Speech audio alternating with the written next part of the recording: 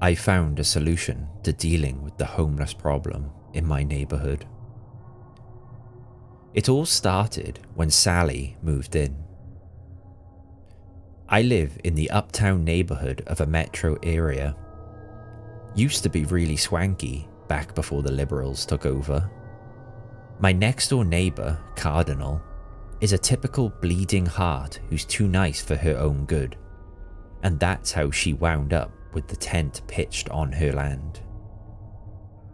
She claims she doesn't mind, maybe because her yard is kind of a mess anyway.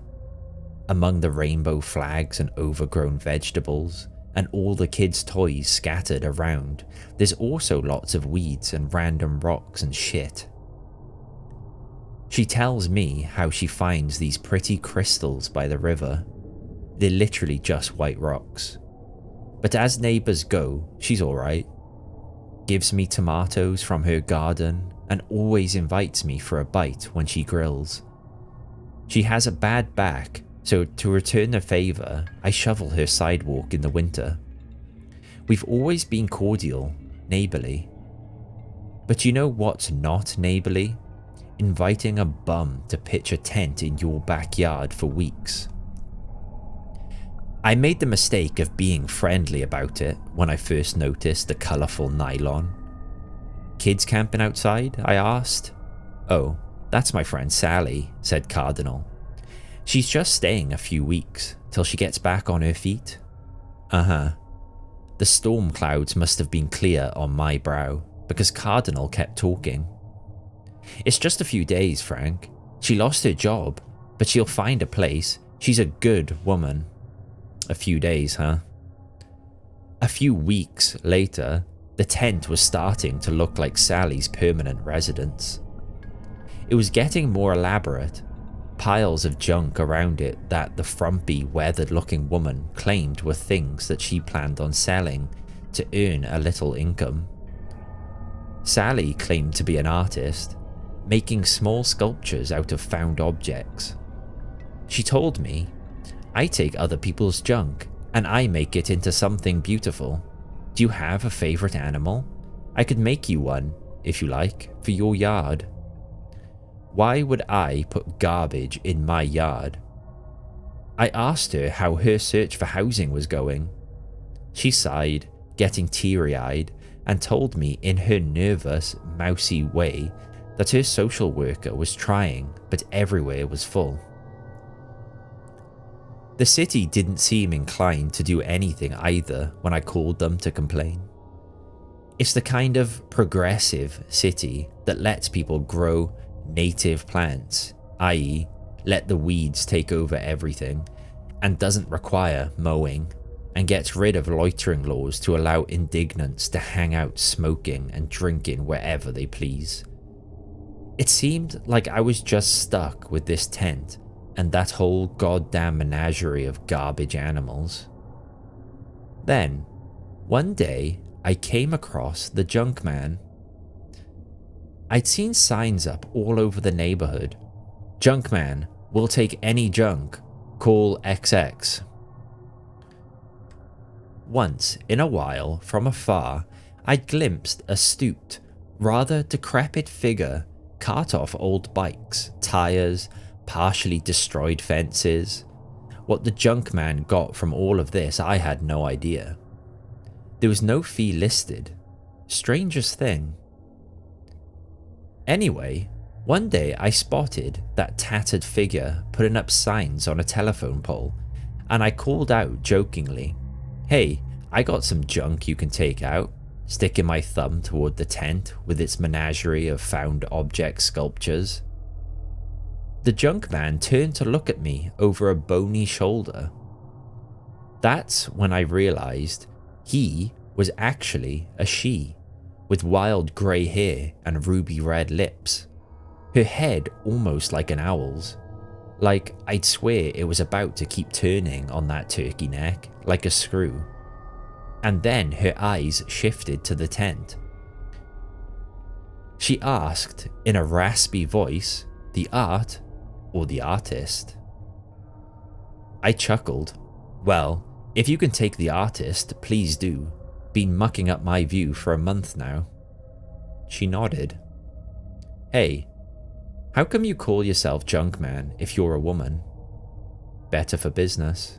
No one will call an old woman to haul junk. Fair enough. Fast forward a few days. I heard my neighbour outside calling and calling for Sally. Apparently the artist had vanished, seemingly into thin air, but had left all of her stuff, including the tent. Honestly, I assumed that Sally had gotten worried about winter and moved on, leaving poor Cardinal with the mess to clean up. I asked Cardinal if we should try calling the junk man to deal with the tent, cheaper than renting a dumpster. Oh my gosh, was she around here?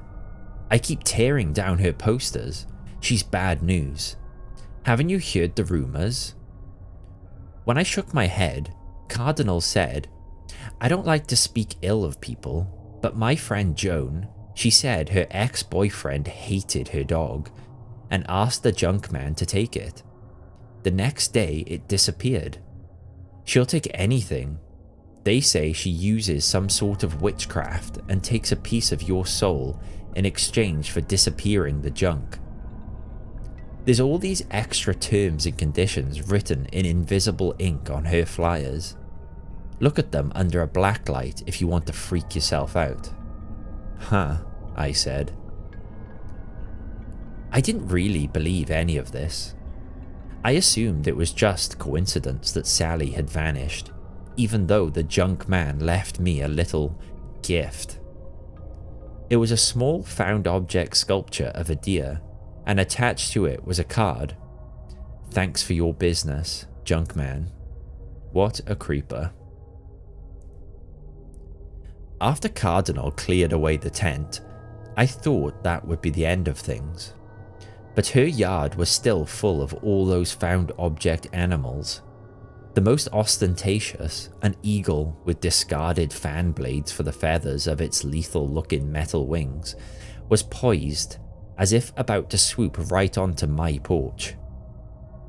I asked her when she was planning to get rid of them, but she said they exuded Sally's spirit, and anyway, she could decorate her yard how she wished. Well, I hadn't been planning to call the junk man, but the note had a number on the back, so I gave it a ring. Got the voicemail telling me to leave a message explaining what junk I'd like removed, and that the fee was merely a small sliver of your soul. Hilarious. I left a message about the artwork. It disappeared overnight. Whoa. Now granted, I still thought her being a witch was hokum, but her cleaning powers were impressive, and I mean, all I had to do was make a phone call. It was just so easy. I didn't mean to keep calling her, but I'd see stuff around town. 2 doors down, the elderly couple had these rusted, broken appliances outside their house that for some reason they'd never thrown out. Made the whole street look bad. The junk man took those away.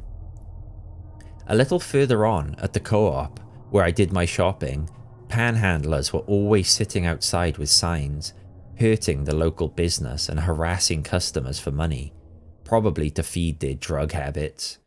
What are people like that but trash? I asked the junk man to clean them up.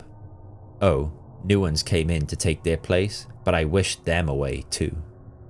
I got rid of graffiti, dog owners who didn't pick up their dog's shit, and even a gang of Kia-stealing teens terrorizing the neighborhood. One quick phone call and boom, no more stolen cars. Each time I'd receive another of those horrible found object sculptures, always with a note attached thanking me for my business. Everything was great until yesterday. See, yesterday, my neighbor Cardinal knocked on my door to confront me. In her hand was a small sculpture of a dog. It took me a moment to realize she picked it up off my front step, and that attached to it was the junk man's usual card. The Junkman? Cardinal looked at me piercingly. You've been calling the Junkman. Why does she leave Sally's sculptures for you as a calling card? Did you call her about Sally?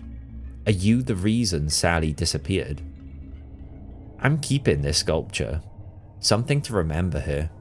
Seeing as all the other art I had of hers out in my yard has gone missing.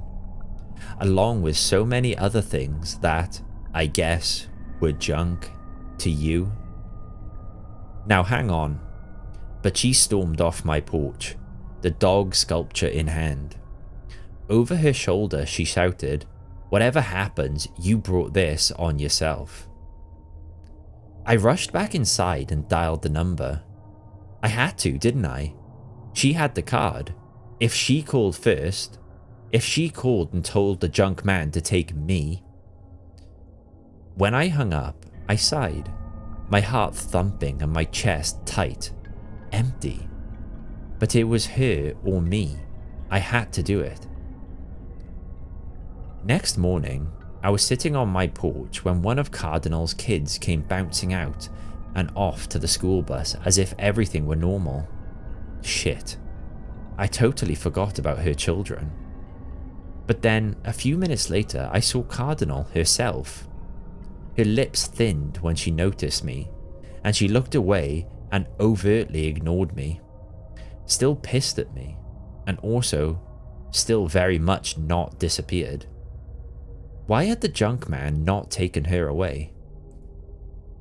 I called, leaving several messages.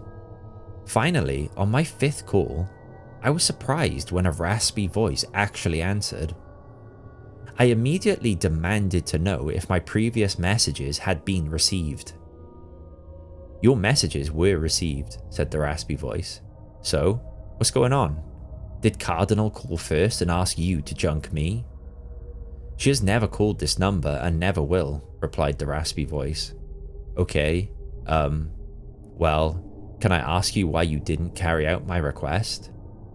"You have insufficient currency," said the voice matter-of-factly. Wait, but there's no charge," I exclaimed suddenly, indignant at new fees I was just now hearing about. But even as I said that, I remembered the phrase that I dismissed each time I heard it over the voicemail. And now the person on the other end was chuckling, and kept chuckling, deeper and deeper. It didn't sound like an old woman's voice at all. Didn't sound remotely human, as it explained. "There is a charge. Each transaction has a small cost. You have made a number of transactions, and now you have insufficient currency." The voice trailed off into peals of terrible, awful laughter, and I slammed the phone down. And now, here I am, wondering, how do I earn back my currency? Is there any way to reverse the charges? If each time the fee was a small sliver of your soul, what does that mean when she tells me I have insufficient currency?